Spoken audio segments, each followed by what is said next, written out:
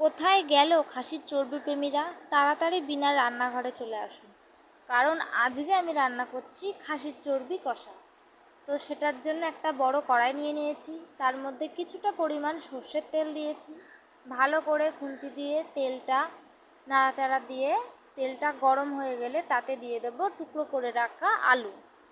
একে একে যতটুকু আলু আমি কেটেছি ততটুকু আলু দিয়ে দেবো।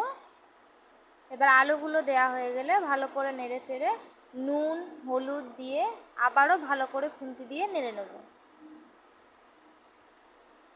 এই যে খুন্তি দিয়ে নাড়ছি, তো এটা নাড়তে নাড়তেই এর মধ্যে দিয়ে দেব নুন আর হলুদ, তারপরে দিয়ে দেব পেঁয়াজ কুচানো। আলুটা একটু ভাজা ভাজা হয়ে গেলে তারপরে এই যে দিয়ে দিলাম নুন, স্বাদ মতো নুন দিলাম, কারণ পরেও অনেকটা নুন দিতে হবে আমাকে তরকারিতে। এখন শুধু আলুটা ভাজার মতনই নুন দিলাম। এরপরে দিয়ে দিলাম হলুদ গুঁড়ো। এবার খুন্তি দিয়ে ভালো করে নাড়াচাড়া করে নিচ্ছি। তো খাসির চর্বি খেতে কার কার ভালো লাগে আমাকে প্লিজ কমেন্টে জানিও, কারণ আমিও খুব খেতে ভালোবাসি। এইবারে দিয়ে দিলাম কুচনো পেঁয়াজ দিয়ে ভালো করে নাড়াচাড়া করে দিলাম। পেঁয়াজটা আগে দিইনি এর জন্য, কারণ আলুটা সম্পূর্ণ ভাজা হতে হতে পেঁয়াজটা পুড়ে যাবে। তো আলুটা একটু ভাজা হয়ে গেলে তখন পেঁয়াজটা দিয়েছি, যাতে পেঁয়াজটা পুড়বেও না, ঠিকঠাক মতন থাকবে। যে এবারে ভাজা হয়ে যাচ্ছে, এইবারে দেবো মশলা কী কী লাগছে। দেখো একটা প্লেটের মধ্যে শুকনো লঙ্কা, রসুন, আদা, পেঁয়াজ এগুলো নিয়ে নিয়েছি। এবার কথা বলতে বলতে দেখো আমাদের আলুগুলো ভাজা হয়ে গেছে। এবার একটা ঝাঁঝরি হাতার সাহায্যে আলুগুলো সব তুলে নেব। এবার আলুগুলো তোলা হয়ে গেলে পেঁয়াজগুলোও রাখবো না, পেঁয়াজগুলোও তুলে নেব।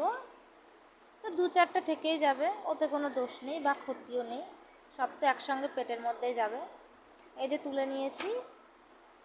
তো তেলটা ভালোই গরম হয়েছে, এখন আমি তেল দেবো না, তেল দেবো খানিকক্ষণ পরে। এখন দিয়ে দিলাম গোটা শুকনো লঙ্কা 3টে, দিয়ে দিলাম দারচিনি গরম মশলা, দিয়ে দিলাম 2টো লবঙ্গ, দেওয়ার পরে দিয়ে দিলাম 2টো তেজপাতা। তেজপাতাটা দিয়ে একটু সামান্য স্লাইড ভাজা করব, যাতে লঙ্কাটা খুব বেশি পুড়েও না যায়, তেজপাতাটাও পুড়ে না যায়।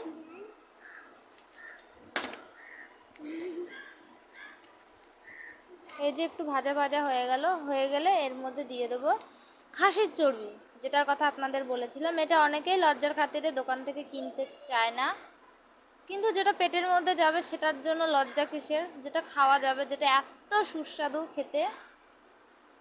এই যে খাসির চর্বিগুলো আমি দিয়ে দিলাম। আমি এখানে ইউজ করছি 1 কেজি 250 খাসির চর্বি। তো এর পরিমাণ মতোই সব কিছু মশলা টশলা দিচ্ছি, নুন হলুদ বাদবাকি যে আদা রসুন পেঁয়াজ বাটা এগুলো। তো আপনাদের যদি এর থেকে অল্প থাকে তাহলে মশলাটাও পরিমাণে কমিয়ে দিতে হবে। এই যে খাসির চর্বি দেওয়া হয়ে গেছে, এর মধ্যে দিয়ে দিলাম, এটা হচ্ছে কাশ্মীরি লঙ্কার গুঁড়ো, তারপরে দিয়ে দিলাম জিরের গুঁড়ো, তারপরে দেব ধনে গুঁড়ো, এরপরে দেব শুকনো লঙ্কার গুঁড়ো, তারপরে দেব স্বাদ মতো নুন। নুনটা যে যার পছন্দ মতন, কেউ একটু চড়া লবণ খায়, আবার কেউ বা একটু কম লবণ খায়, তো সেরকম বুঝে যে যেমন নুন খায় সেরকমই দেবে। এবারে দিয়ে দিলাম হলুদ গুঁড়ো। আমাদের সব কিছুই প্রায় দেয়া হয়ে গেছে। এরপরে দেব সেটা হচ্ছে আমাদের সেই মশলাটা মিক্সচার থেকে বের করে দিয়ে দিলাম কড়াইতে। এরপরে মিক্সচার বাটিটা ধুয়ে যেটুকু জল থাকে সেটাও দিয়ে দেবো।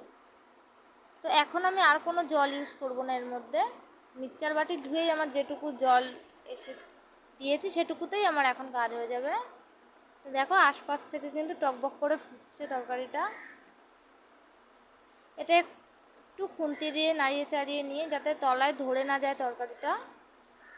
এরপরে দিয়ে দেবো কিছুটা সর্ষের তেল। তো এখানে বেশি সর্ষের তেল দিয়েও অতটা কাজ নেই, কারণ চর্বি থেকে অনেকটা তেলই বেরোবে।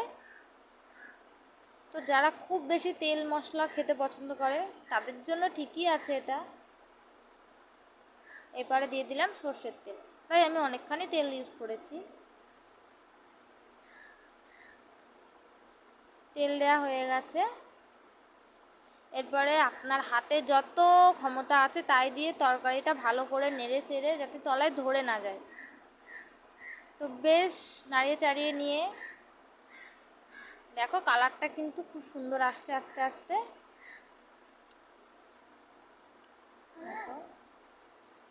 যে আবারও খুন্তি দিয়ে নেড়ে নিচ্ছি, কারণ যে কোনো তরকারি যতটা বেশি কষাবো তার স্বাদ কিন্তু ততই বাড়ে। বেশ সুন্দর করে কষিয়ে কষিয়ে রান্না করলে যে খেতে পছন্দ করে না তাকে দিলেও কিন্তু সে এক থালা ভাত নিমিষে খেয়ে নেবে। এবারে একটা থালা দিয়ে ঢাকা দিয়ে দিলাম। তো বেশ 3-4 মিনিট ঢাকা দেওয়ার পরে আমি থালাটা তুলে নেব। দেখো কি সুন্দর তরকারিটা টকবক করে ফুটছে। আমার তো দেখেই জিভে জল চলে আসছে। আর কার জিভে জল আসছে আমাকে কমেন্টে জানিও। দেখো কি সুন্দর তরকারিটা ফুটছে। এর এখনও কালার বাকি আছে, সবে তো 2-3 মিনিট ফুটছে। দেখো এর থেকে কিন্তু একটু জল বেরিয়েছে, একটু তেল বেরিয়েছে চর্বিগুলো থেকে। তো আরও তেল বেরোবে এটার থেকে। সে ভালো করে কষিয়ে কষিয়ে এটাকে রান্না করতে হবে, তাহলেই তো স্বাদটা বাড়বে। কি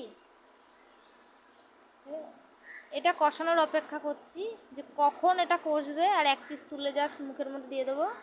যে আগে থেকে ভাজা করা আলু এগুলো দিয়ে দেবো একে একে। এবার আলুটা দেয়া হয়ে গেছে, এবার খুন্তি দিয়ে আরও নেড়ে চেড়ে নেবো যাতে তরকারিটা ধরে না যায়, কারণ মশলা ধরে গেলে তরকারিটা একদমই বাজে লাগবে খেতে। তো ভালো করে কষিয়ে নেব। এই যে এটা কষানোর সময় কিন্তু গ্যাসের আঁচটা একটু কমিয়ে দেবে যাতে তলায় ধরে না যায়। এবার আলু দিয়ে কষিয়ে ঢাকনাটা সরিয়ে নিলাম। প্রায় 3-4 মিনিট ঢাকনাটা দিয়ে রেখেছিলাম। তো এটা দেওয়ার পরে দেখো কালারটা কিন্তু আস্তে আস্তে আসছে। যখন এটা পুরোপুরি রেডি হয়ে যাবে তখন কিন্তু যারা আমার ভিডিওটা দেখছে তাদেরও কিন্তু জিভে জল চলে আসবে। এই যে কি সুন্দর করে কষানো হচ্ছে। প্রায় আবারও 3-4 মিনিট কষিয়ে নিলাম। এটা সুন্দর করে কষানো হয়ে গেছে, আর একটুখানি কষবে তরকারিটা। এই যে দেখো কালারটা কিন্তু আস্তে আস্তে খুব সুন্দর হচ্ছে। এটা কষানো হয়েই এসছে প্রায়। আর একটু সামান্য কষিয়ে এর মধ্যে আমি দিয়ে দেবো কিছুটা জল। তো এটা ভালো করে না কষালে মশলার একটা গন্ধ থাকে, সেই গন্ধটা বেরোবে। এই যে আমাদের কিন্তু অলরেডি কষানো হয়ে গেছে, দেখো কালারটা কি সুন্দর এসছে। এটা জল না দিলেও হয়, এরকম কষা কষা খেতে দিয়ে দিলে কিন্তু যে খায় না সেও খেয়ে নেবে, যাদের আর কি অপছন্দ খাসি চর্বি। দেখো কি সুন্দর কালারটা এসছে। কালারটা এত সুন্দর এসছে তাহলে খেতেও তো ভালো হবে। এবারে দিয়ে দিলাম পরিমাণ মতো একটু গরম জল দিয়েছি। গরম জল দিলে তরকারির স্বাদটা একটু বাড়ে। তো আমার আলুগুলো আগে থাকতে ভাজা করা ছিল, তো কষিয়ে কষিয়ে আলুগুলো প্রায় সেদ্ধ হয়ে এসছে, তাই খুব একটা বেশি জল লাগেনি। জল দিয়ে আবারও খুন্তি দিয়ে ভালো করে নেড়ে চেড়ে দিলাম। এবার নাড়াচাড়া হয়ে গেছে তরকারিটা। দেখো চর্বিগুলো দেখতে সাদা লাগছে, কিন্তু পুরোটা রান্না হয়ে গেলে এরকম লাগবে না। এবারে এটা থালা দিয়ে ঢেকে দেবো। প্রায় 5-6 মিনিট পরে ঢাকনাটা খুললাম। ফুটে এই দেখো টকবক টকবক করে ফুটছে। এরপরে দিয়ে রাখো এর মধ্যে গরম মশলা দিচ্ছি। আমি কিন্তু সানরাইজের গরম মশলা ইউজ করছি, তোমরা চাইলে অন্য কোনো গরম মশলাও ইউজ করতে পারো। সানরাইজের গরম মশলা দিলে তরকারির একটা অন্যরকমই স্বাদ হয়। আমাদের কিন্তু খাসির চর্বি কষাটা রেডি হয়ে এসছে। এবার পাশে দেখতে পাচ্ছ গামলা রয়েছে, ওই গামলাতে ঢালবো। তো আমি নতুন রান্না শুরু করেছি চ্যানেলের, তো আমার অনেক কিছুই নেই, সেগুলো চিন্তা নেই, আস্তে আস্তে ঠিক জোগাড় হয়ে যাবে। এবারে ঢেলে দিলাম গামলায়। দেখো এত নেড়েছি তাও কিন্তু আমার কড়াইতে অল্প অল্প লেগেই গেছিল। এই যে আমাদের রেডি খাসির চর্বি কষা। তো এটা দেখে কার কার জিভে জল আসছে প্লিজ কমেন্টে জানিও তো। আর যদি আমার রান্নার ভিডিওটা কারোর ভালো লেগে থাকে প্লিজ একটা কমেন্ট করে দিও, লাইক দিও। আর আমার চ্যানেলটা যেহেতু নতুন, তো একটা সাবস্ক্রাইব তো চলে নাকি। এই দেখো কালারটা কি সুন্দর এসেছে, দেখেই তো জিভে জল চলে আসছে।